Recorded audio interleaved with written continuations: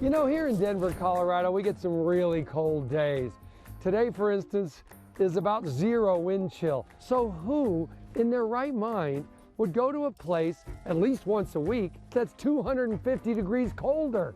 And it's indoors. You look like maybe like you're in a kettle of soup, like there's steam coming up. I wish it was warm steam, but it's not.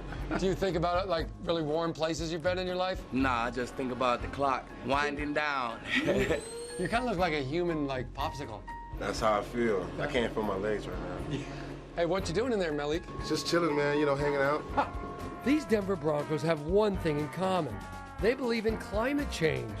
For the last 3 seasons, 2 to 3 times a week, about a dozen Broncos have been coming to this sports clinic, where they strip down to boxers, slippers, and gloves, and get in this giant martini shaker for 3 minutes. It's breathtaking. You know, your bottom lip is trembling. Yeah, it's about, it's getting to that time where that cold's starting to sit in. You gotta keep moving around. Oh, you're moving around? Yeah, you gotta keep moving, turning in circles. People, isn't football cold enough? The 1967 Ice Bowl was 48 below wind chill. The 1981 Freezer Bowl was 59 below. And a Bill Belichick press conference? Well, that's Antarctic. This big chill is called cryotherapy, supercooling your body so that let the docs explain it to you. It's basically a startle response to your body. When cold air hits the skin, your body goes into a fight or flight response. It's the adrenaline rush. That produces endorphins, hormones that make us feel good. Cryotherapy is like an ice bath on steroids without having to submerge yourself into the freezing cold water. It is colder than any place on Earth. Oh my God. Cryotherapy can reduce injury recovery time from 72 hours to 24 hours. In the NFL, that is huge. How's your ankle feel now? My ankle feels great, man. It really helped me shake back from the ankle sprain, man. It helps you get a lot of the swelling out your ankle. My hip flexor was a little sore after the game, so I think coming in here, that feels a lot better. Does it help you before a game? Oh, of course. I could jump out of this and get to running full speed.